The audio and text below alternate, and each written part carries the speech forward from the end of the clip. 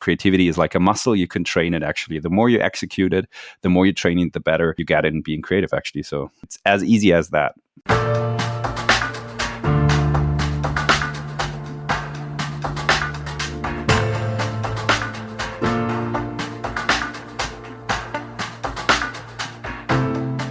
Welcome to a brand new episode of our podcast, Human and AI, Mind Machines and a Gradient Descent. Thanks for tuning in to our geeky podcast to discuss the fascinating field of AI and machine learning, corporate craziness, passion for technology, and the role of humans. We are Uli and Avery, your hosts for this episode. And today we're super excited to bring you this very special session. We don't just have one genius mind on the show, but two. So you can expect double insights and, of course, double fun. Those of you who are into the Siemens podcast game might even recognize their voices. Please join me in welcoming our podcast fellows from the Talking Creativity podcast, Tobias and Bianca. Genius mind, double fun. Oh, wow. That's high pressure. Pressure is on. What a motivating introduction. Thanks for the invitation. It's not even through. We are not even through. It goes further, right? Oh, okay. Oh, I'm sorry. Yeah, it gets even better. So before we start off, let me quickly say one or two sentences about the main characters of this episode.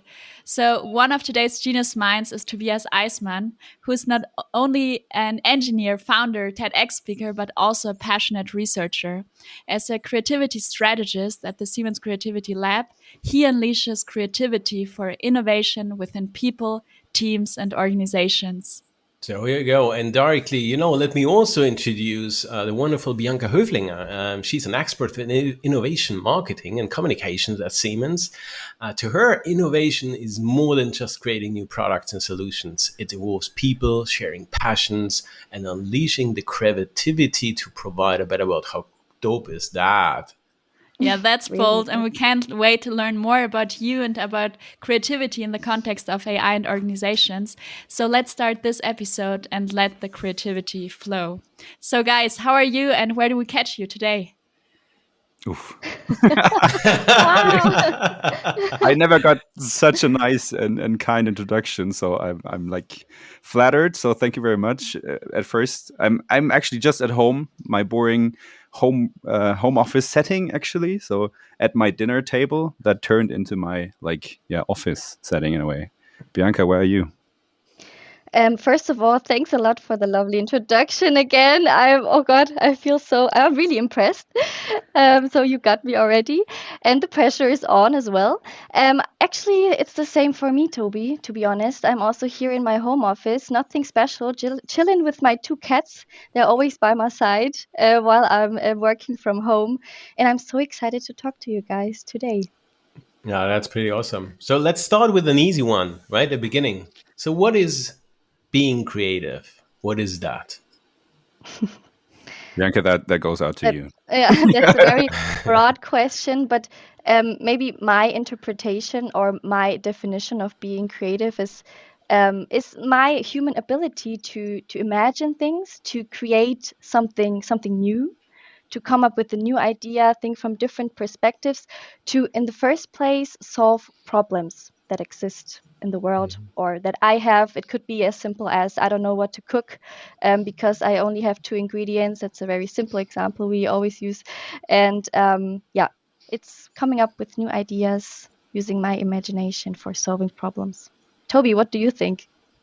Yeah, beautiful. I mean, nothing more to add, I guess. It's just a wonderful human ability that we all share. And I think very often we miss this opportunity to be creative. But it's beautiful if you really harness that and we get the benefits or the feedback, the positive feedback, mostly in the long run, not in the short run, but yeah. And speaking of harnessing creativity or making use of that, would you say that anyone can be creative? Is it something that we have to, or that we also can continuously foster? Or is it just something you're born with and it can't be really taught? Actually, a lot of people think that they are not creative and it's either you're born or not, kind of born as an uncreative person, but that's just not true. I always talk to the people and say that's just like a way of getting out of the pressure of being creative, I guess, saying, oh, I'm just not able to be creative, so I'm not really into like training and working hard, because being creative means really hard work. It's way more cognitive effort than just doing your routine work. But that leads me to the fact that everybody is creative. We all have and share this ability by birth. Even compared to the classical intelligence you measure with an IQ test, um, researchers found that this relies way more on your genetics and what you are probably provided by birth compared to your creative ability. So creativity is like a muscle. You can train it, actually. The more you execute it, the more you train it, the better you get in being creative, actually. So it's easy. It's as easy as that. Train, awesome. So that means like going to the gym. That means actually also that, with your founding of the Siemens Creativity Lab, that's like the gym for, all Yes, all, that's it. all creative athletes, right? So Exactly. can you share a bit on the purpose of the lab? What is being like, and what is the the activities that you typically do there? I guess, Maybe. yeah, that's a question that goes to me, but I would like to hear your perspective on that, Bianca. Yeah, I'll do my best. So, with the Creativity Lab, we want to create offerings for not only Siemens, but also the external Siemens world. So, for people actually to foster their individual human ability, creativity. And therefore, the whole team has created different formats, offerings. You can imagine something like workshops. That's so just as simple as it sounds. It's a workshop where you get tools and ways to foster your creativity and to train it. As we just said, it's like a muscle, and the creativity team will give the people the tools to do exactly that. And apart from that, there are many, many other formats that support, basically, in the first place, the ability to, yeah, be more creative, to be more reflective with it, also to maybe in the first place not already apply everything to it, but maybe just to reflect, be aware of your own creativity, see, okay, it's there, but how can I find out, how can I work with it best? and Yeah. and then as a next step, the team will give the tools to do it sustainably, so for the long term, and not only for a short period of time for the one single workshop, but for the long term. Yeah, Bianca will get hired as a salesperson now for the lab. But just one thing to add, there's no ready-made solution for anybody and any team out there to be creative. So it's not just follow the 5 steps approach, whatever, all this blah, blah, blah. That's not how creativity works. It's way more than that. It's a lot of effort. So that's the reason why we called it the lab, because it's a place where we kind of discover and explore ways to improve our creativity together with the people. So it's not that we have the knowledge, we just throw it over at you and you apply it and that's it. That's not how it works, but it's a close connection with and close collaboration with all the teams. So in order to also find probably new ways of doing it, because there's a lot of knowledge out there how you could do it. But as I said, there's no ready-made solution, especially if it comes to individual creativity. Everybody has his or her own kind of way of being creative. I bubble over with a lot of ideas while I'm talking. Other people might need silence in order to be creative and generate ideas. So everybody has to find his or her own way of doing so. This is the great thing about it, because we do not offer it only to a specific group of people within Siemens that do innovations, but we do it because creativity is something that is a topic for everybody. So we offer it to communications people, to finance people, to people that just do administrative stuff or anything, because, yeah, as I said, it's a topic for everybody. And I think that's a great thing, to bring all these different people also together within one creative community. Nice. That's beautiful. And I see the creativity already sparking here. I like that a lot. And I think you already went into that direction. Why is it so crucial to foster creativity? You said it's like it applies to a lot of people, it's relevant for a lot of people. But why does companies like Siemens even need to strengthen its creative capability? I mean, that's a big one. First and foremost, I guess creativity is a wonderful human ability that I guess gets even more important for the future. I mean, if you look into different studies like World Economic Forum, IBM, like older ones, a lot of people, smart people around the world, think that it's an ability that is growing of importance for people and organizations for the future. Especially, I mean, we're in human and AI podcast. When we talk about AI, I think a lot of logical reasoning and all that stuff, and probably also creativity, where we'll talk about that later, I guess, will be taken over more and more about from machines, basically, right? But hopefully, creativity will stay or be the unique differentiation to machines a little longer for humans, for us humans. That's it. And I guess only by applying and like giving the people, the teams, the space to be creative, we can really kind of reinvent our organization and stay competitive in the long run. And I think there are also like other reasons, like the younger generations are like more demanding for creative jobs, actually. So that's like a study by Adobe, that the younger people look for jobs. So if we want to like win the war for talent as Siemens, for example, and we want to attract the talents for the future, we probably also should look for that and enable more creative jobs and talk about that more. But also, if you look into research, there's like a starting research field about health and creativity that also create like executing your creative muscle, basically can help you to be or like increase your well-being, probably, and also create a resistance for depression, for example. I mean, creativity cannot cure any like illnesses or stuff like that, but there's first research done in that field that probably also enables people to like stay healthy and yeah. And I also already talked about meaning. Like if you really be creative and you see your own little part that you generated in your mind, your little idea, and you see that in the final result of the product, service, whatever you sell as a company, I think that also definitely gives meaning to you. And that leads to more fulfillment as compared to you would probably just execute a process that is designed by someone else, right? So I think that there are a lot of reasons to really deliberately or explicitly foster creativity in an organization. Yeah, I love that. Working towards creating a greater purpose, reinventing the company. It's even healthy. We stay competitive. We're an attractive employer in the end. It's amazing. We should do more. Now you already outlined what the lab is about, the why you do it, or why we have to do it at a company like Siemens. But now maybe about the how. And you also mentioned a little bit about like workshops, about some approaches. But how do you, in more detail, approach fostering creativity in such a like complex organization with a long and successful track record? I guess there might be a lot of departments with a tendency to rather stick to old patterns, staying on the safe side, on the familiar side, and doing things in the same successful way as before. How would you approach to break that mindset or shift it? Yeah, that's the big challenge. I mean, first of all, it's hard because we're a very successful company. So people kind of say, hey, why should we change something? We're already successful, right? And that's definitely true. We're all creative. So I think we should really be like careful in like telling the people, hey, it's not us that we know everything better, but it's just us to enable you guys to become even better, right?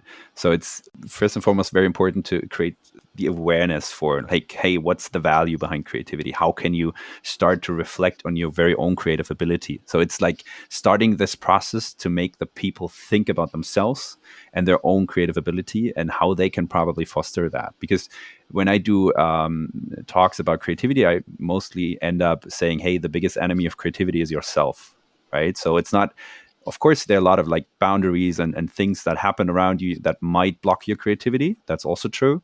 But first and foremost, I would like to enable the people reflecting on themselves and say, hey, in which moment am I locked in a box? And how can I get out of that? And probably look at the same problem from a different angle and generate new thoughts through that. So it's first and foremost that way of really like making people think and reflect about their own creativity. That's the first step.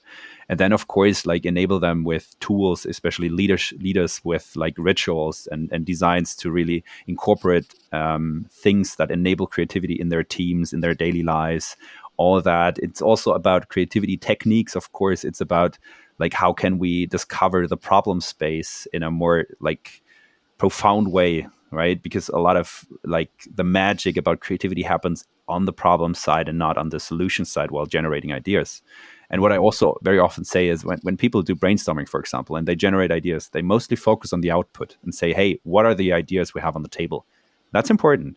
But way more important, I guess, is also reflect on, hey, in which box are we now locked in, right? This meta level kind of thing, right? Thinking about, hey, how are we creative right now? And not just focusing on the output, but focusing on how can we be more creative and what can we change the team setting and all of that. So it's more about also about like how do we create an environment, a setup to be even more creative. And as a leader, for example, also how can we steer this interplay between divergent, so generating a lot of different ideas, and convergent thinking, so coming back to one idea. And this is very important to understand. And I guess that kind of gives a bigger picture of what we do and how we do it. But it will come even more, and we're gonna get a website launched soon that will like explain all the different offerings and things we do with teams. Awesome. Thanks for sharing. Diverge. I diverge continuously I'm hot in focusing, right? Isn't it? Yeah, but they're actually it's interesting aspects that sometimes creative solutions and innovations arise from limitations because Yeah. you have to think out of the box. You have to be creative around that, right? And I guess we all somehow suffered the last years a bit of a limitation with regards to the crazy pandemic, right? True. So do you have the feeling, you sense this fueled a bit of the engine of creativity of people? What is your view on that? Definitely. I think it's somehow being creative in a different way and coming up with different ways to find solutions then. I think there are many new tools that came up within that time frame. We name them, but that also helped us to be creative, for example, in a team. I think that was especially a huge challenge in the last years, to be creative within a team. However, I think it actually sparks our creativity, yeah, well, in a different way, because in general, when we think about limitations, I think it will help our individual creativity to spark. I think, I mean, okay, that example doesn't really fit to the COVID pandemic, but still, I just tell the story because we just had a podcast yesterday, and it was a hack bay with many people there, and they got a challenge. It was like a hackathon with people, and they had a really broad challenge they had to solve. A lot of different students, and many students complained that the challenge is too broad, and they actually seeked for more limitations or guidelines or anything in that manner. So I think for many in the first place, it's hard to work with constraints or limitations, but it lets us be more creative in a different way. And I think that goes along with the question you just raised, that we Definitely. also had to be more creative the last 2 years. Yeah, we definitely need limitations. I give you an example. So a typical creativity test is the so-called alternative use test. So I just imagine a paper clip, for example, paperclip, yeah, and you think of different alternative uses. So at first, you don't have to really think about it. The first ideas pop up in your mind right away. But the more you think, the more you have to limit your thoughts deliberately in order to come up with new ideas, because your brain is not able to really generate ideas, alternative uses for the paperclip, while just thinking openly. What you have to do is take your paperclip and put yourself in your thoughts in a surrounding, in a limitation, like the living room, the kitchen, whatever, the garden, right?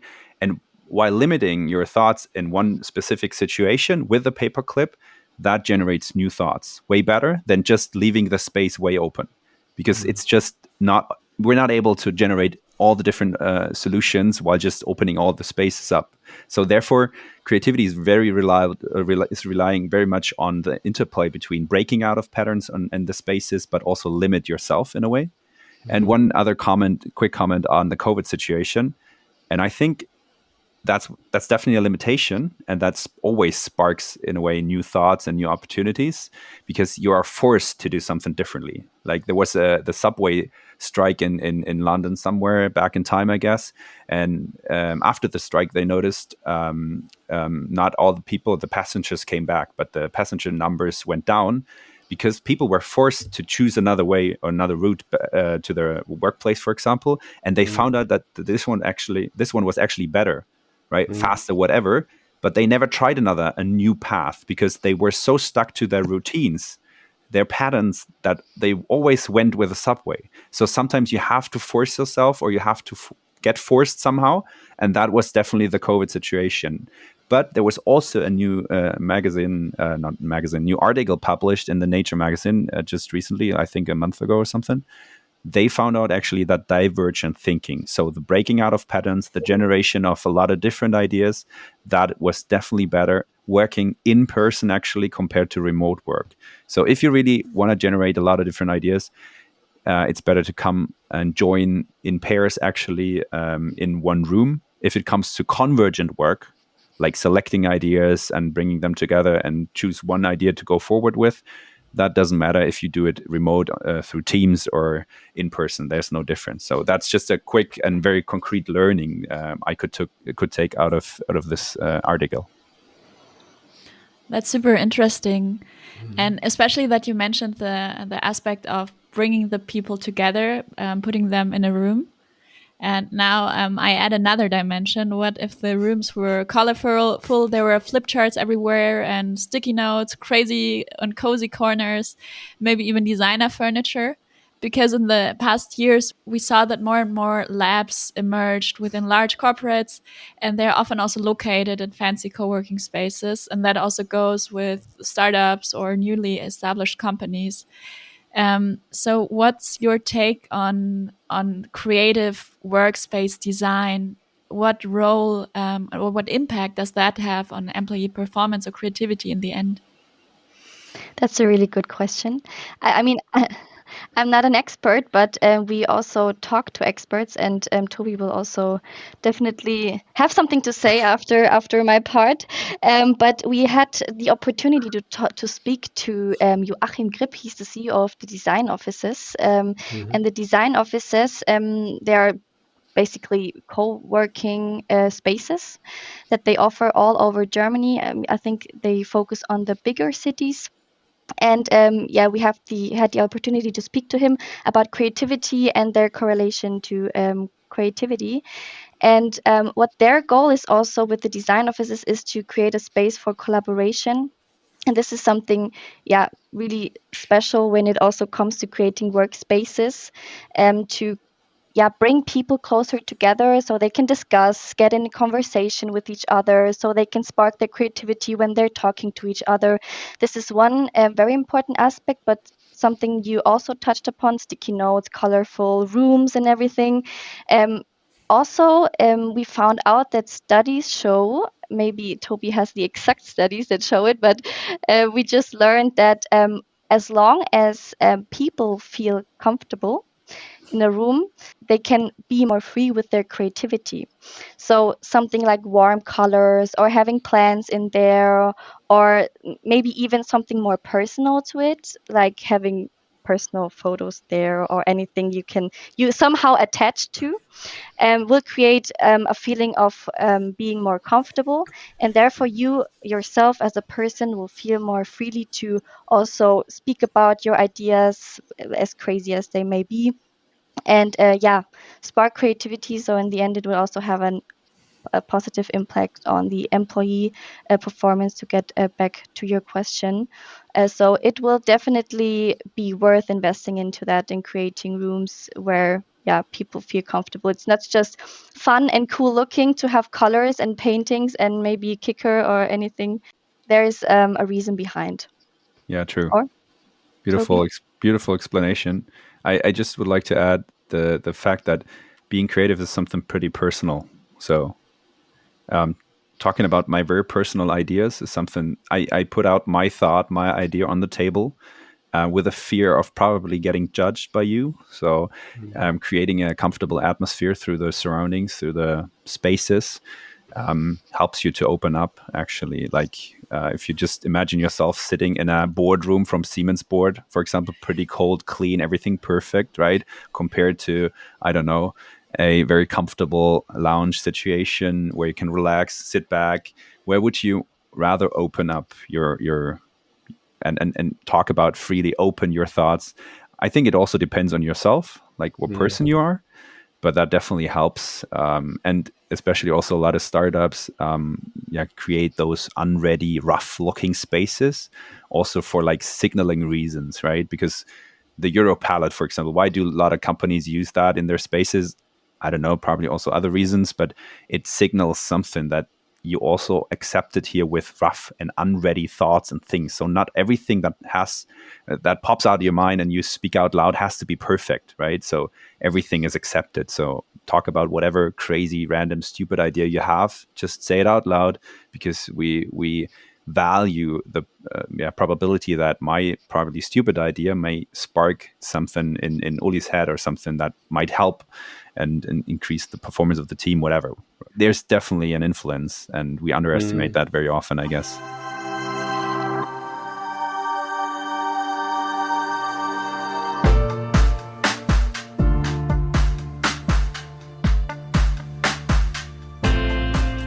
So we talked a lot about creativity in the organizational setup, but we are still a bit of a geeky thing here, right? A bit of a geeky podcast. So, and I think a lot of discussion the last years have been saying like, hey, technology will take automation, will make us more efficient, right? Efficiency and optimization, a natural reflex of the German folks here, right? Comes along with advances in technology. Though, that brings freeing up people for being, creative, right? And being creative in tasks and these kinds of aspects. Though, from a technical perspective, right? If you look on that, you just explained that creativity is finding patterns, and all kinds of random distributions, maybe, right? That are there, and trying to correlate it to something meaningful or non-meaningful or random artifacts, which is obviously also by definition something machines do very good, actually. Also, or maybe you can train these systems. So. Can an AI, can a technology, can a software be creative? Can you just associate, the label, this is creative, or is it just a pattern matching? What would you say here? Yeah, I mean, when we think of the basic definition of creativity, where we say, you just mentioned it, Uli, actually, that when we being creative means to create something new, something that hasn't existed before, maybe, and then we could say yes, an AI can be creative. Then we can definitely say yes. But if you ask if it can be truly creative and maybe be compared to our human creativity, I think, but that's only my opinion on that, is that there are still some limitations that differs us extremely from technologies, from AI, from computers, from whatever technology. One aspect is that as human, we have emotions, we have unconscious bias from the past, we have our intuition. I think I'm not really into the topic of how AI is definitely working, but I think this will still be an aspect which is lacking when it comes to technologies, because in the end, it will be when, for example, we have sudden outer influences that change situations very quickly, very suddenly, and I think in this case, in this situation, it's all about human intuition, and it's all about using this at this moment. So I think this will be still hard for an AI to then create creativity, create a different creativity. Beautiful. I know why I pass on the hard questions to you, Bianca. No, it's beautiful. I mean, also, I'm not able to answer that question because I have no clue about how an AI works. The thing is that also, like what you said, the pattern matching and all that stuff, I think our creativity in our brain also kind of works like that sometimes, but it's not everything that is, and in my point of view, associated to really truly being creative as a human being. But I would say that I have no clue where this development of an AI will like go in the future. I think And today I would say AI is a beautiful augmentation, or it augments our human creativity in a way, I guess. And I like that picture. But I mean, if we see that there's also an AI out there that is also already generating art and stuff like paintings, right? We can also say that's kind of creative, right? Because they just connect knowledge about how other paintings are made and then generate something new out of it. So it's I'm just curious how this development will go forward. Yeah. I think for today, for organizations, I think it's important to understand that creativity is probably the hardest thing to master for an AI for the future. I hope, at least. So the best thing is that we humans should, and organizations, we should focus on fostering more of our creativity, because that keeps us apart from an AI, at least for the near future. What the far future will bring, I don't know. You're the AI expert. What do you think? I'm too geeky, too nerdy to do that. For me, it's obviously, there's no, there's clear evidence that machine learning systems, or let's say data and pattern matching algorithms, can somehow come with correlations which seem surprising to a human, and that the surprising element, oh, I didn't know about that. These kinds are, I could say, as part of a progress, which maybe being creative. And the second aspect is that the interaction with the human, coding specific training systems, right? So machine learning systems don't come alone by that, but come also actually with some authoring, right? Yeah. Training the systems or augmenting the systems or using the systems, interacting with the systems, saying, okay, I want to have query prompts or data injected in there. And that means actually in all of the cases that we saw and see is currently still actually a collaboration of software and human, fostering as others may use the pencil and the paint, right? And now you can have this somehow multimodal interaction of being creative in a lot of dimension. Yeah. So still it comes along as a good tool, which sometimes feels like autonomy as the aspects of AI, maybe in there. But though most of the awesome stuff, creative stuff, for me at least, creative stuff is done in human AI or a human machine or a software interaction, which is pretty awesome. Yeah. Interesting. I like that. Yeah. And this leads us perfectly to something that we love in this podcast. And those of you who listen regularly may also know it, because we really love quotes. And here's a quote for you. So according to Professor Marcus du Sartoy, the author of the Creativity Code, the role of AI is a kind of catalyst to push our human creativity. And you also already mentioned that notion of like the interaction between the systems, or like between a system and a human, and the augmentation. But maybe you can elaborate a little bit more on that. So what do you think about this quote? Yeah, maybe I can elaborate on that a little bit, because That's I an easy think one she takes. But no, I'm sorry. I'm just gonna repeat what you said. No, I think it's as actually Toby already said. It could be really a great interplay between technologies and human. So, for example, I mean, AI can create something that maybe we as a human could not imagine before. And that could be such a great inspiration. It could be something like giving us impulses for a new solution we're looking for. Let's say we have a problem and we just use AI or the technologies to help us to spark our first creativity, and then develop it further so it can, be something great at the end. So definitely, when we look at the quote, I would say yes, it is definitely a catalyst for creativity, because it inspires us. It could inspire us in many ways, because it shows what we maybe cannot imagine in our head, and shows what is possible. Yeah. Because I can just give you also a very basic short example, because at Siemens we also have a tool for communications, which is a AI smart content tool. And you can give some keywords there. For example, you would like to create a text or a blog article or anything similar to that. And you can say, okay, what's your goal? Where would you like to head? Where are you heading to? And then the tool gives you suggestions for headlines or for whole entire texts that you can use, based on different inputs. And it also takes many aspects from research. What did people like about it? What is trendy at the moment? What should you not mention maybe currently during crisis times or anything? And then it gives you suggestions about any text that you can use. And I think also, when I think about communications, this could be a great tool. Actually, you don't have to use the whole text for it, but it is a kind of spark for your creativity to develop it even further. So just a small example.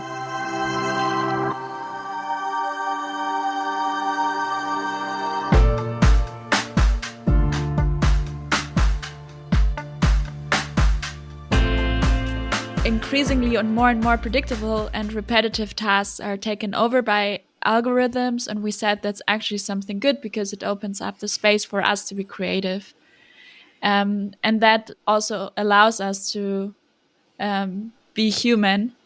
And there are numerous examples of AI breakthroughs also in the past where AI is actually becoming creative. And you just mentioned one, but there are also plenty of others, like the Bach bot, where an AI makes music which sounds like it was composed by Bach, or also AlphaZero, where like AlphaZero was able to play moves which human beings have never like thought about. Or very recently, OpenAI and now also Google presented a newly developed program that can turn simple text instructions into high quality images. And those models are called DALL-E 2 and Imagine. And they use AI to create realistic images of artworks only from the text descriptions, and that written in natural language. So would you also say that that can be inspiring? So you put something in, you get something out, and then based on that, you can maybe create something even bigger? Or is that even like somehow threatening our unique ability to be creative, and maybe that ability which also makes us human in the end?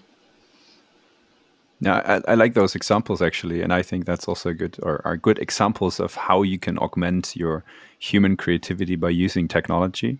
And I love this. I mean, I just got across this DALL-E E2 in a little project together with Uli, and I was amazed what you can do with that. And I love it, like this a armchair in the style of an avocado or something, and then Yeah. that's just super cool. And I guess it's something you, as a human being, you're able to imagine that very easily in your mind or in your brain, basically. But drawing it, visualizing it, it's a lot of effort you have to put in order to showcase it to someone else and rework it and all that stuff. And I think if you're able to just generate visualizations basically with just text and stuff, right? That makes it easier for you to really collaborate in teams. So I think it kind of augments your creativity by also, like, I would also say, the accelerating probably the team creative process in a way. So I love that. I mean, I'm not able to project what how the AI will develop in the future because I'm not an expert. But up to now, I love all those examples, how they help us to be even more creative. And I'm really curious what other like new technologies come around in order to help us to be more creative. So That's pretty cool. Bianca, Tobias, we are almost at the end. No, not yet at the end. But we would like to get a bit of your view and maybe recommendation from your sides on the folks out there, right? You've seen a lot of craziness. You've seen a lot of creativeness, right?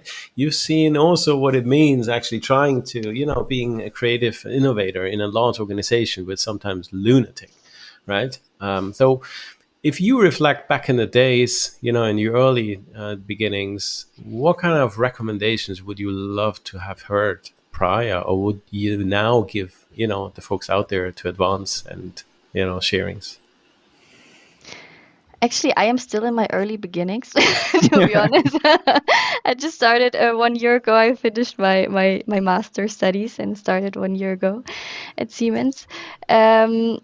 But what I can definitely say, and it sounds so easy, but it actually is, just do it. Just try it out. if not you, then who else is gonna do it? You never know if you never try.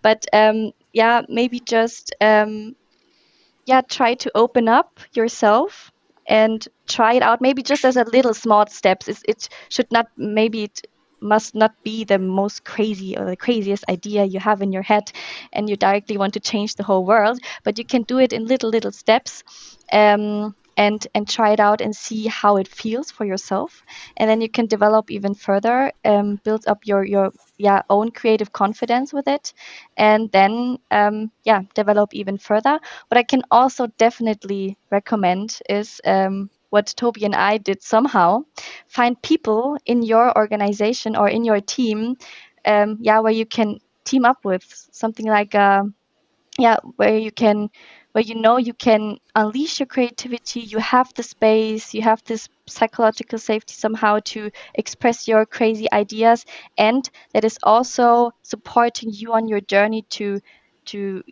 say it out loud, to push these projects further, to convince also other people to join. But I think it's really important to have that one buddy somehow in the team, where you can also go through some setbacks, I would say. I mean, there will always be people that do not really like your idea, that think, okay, are you totally crazy? You cannot do that. It would always be like that. But just push further. Maybe try to find different ways to still follow your idea, and find people that still support you and lift you up when you have moments like that. Yeah. Tobias, what about you? Beautiful. Right? Given I your was experience in university, like academia, right, and now corporate, now a bit of innovator, right? That brings some experience Yeah, all I was together. actually not expecting that question before I turned like 60 or 70. No, I'm only 33 now, you but feel old now. yeah, I feel super old. Yeah, well, I would say, I mean, the most important thing I try to, like, or what I learned is kind of stay humble and always acknowledge that you don't know anything.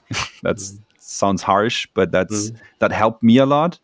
And through that, reflect, not just as I said in being creative, not just focus on the output, but reflect more about yourself, on the how you do things, how you are creative, how you approach problems, how you talk to people, how you do things, and reflect on that and try to learn from others and incorporate that.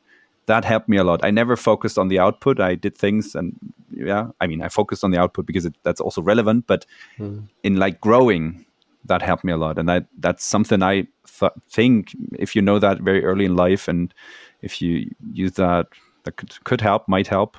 But ask me probably again when I turn 70, I would probably tell something else. Yeah, we'll send out the invite. Thanks so much. I think that were gorgeous takeaways for the end, and it's been a very interesting and exciting session. Time was really flying. But our podcast is also a little bit creative, because we have a creative end. We have a little game that we like to play. It's called Authentic Autocomplete. Hashtag And trademarks. Hashtag trademarks. so for the closing, I would like to give you a couple of sentence starters, and then I would ask you to complete them. And I would suggest that maybe Bianca, maybe you start with me. So Siemens is Creative. amazing. Toby, creativity is The most important human ability. nice. Technology with purpose is Bianca. Creativity, having fun. Amazing. Toby, my favorite ice cream is Always a different one. Love it. nice. Bianca, this is a pretty tough one, but I'm sure you will do a great job. If I could invent a rule for anyone in the world to follow, it would be That is really hard. Maybe just show love to the world. That is so emotional. Be kind. Be Listen kind and show love to the to world. our podcast. amazing. And last but not least, Tobias, tomorrow, the next new thing I will start is Now you have to be creative. The next big thing I'm gonna start tomorrow. Conquer the world. Now you got me. I relax. That's also nice. That's a big thing for me, relaxing, actually. Coming down, reflecting, and chill out is also something. Important. Bianca, Tobias, thanks so much for your time. It was really awesome, and I think it spores the topic, right? Is something so easy flowing, right? It triggers automatically more discussions on advances, on technology, on being human, being creative, what also that means. So, folks out there, hey, step into the podcast realm and check out the fantastic podcast about creativity and what it being, in a corporate. And launching the creativity lab. They're doing it with external and internal guests, so that's pretty dope. That's a pretty outside in and inside out perspectives. And Bianca, Tobias, thanks so much for tuning in here and chatting with us. Thank you. Thank you. It was wonderful being with you. And we're going to invite you to our podcast as well and have a nice discussion there. So in order to continue that. So that's just volume 1 from our podcast, and volume 2 will follow. So, folks out there, you've heard it, right? Stay tuned. There's a lot more to come. Stay bold, committed, and open-minded. And we hear us at the next Siemens or Creativity Lab podcast. Cheers.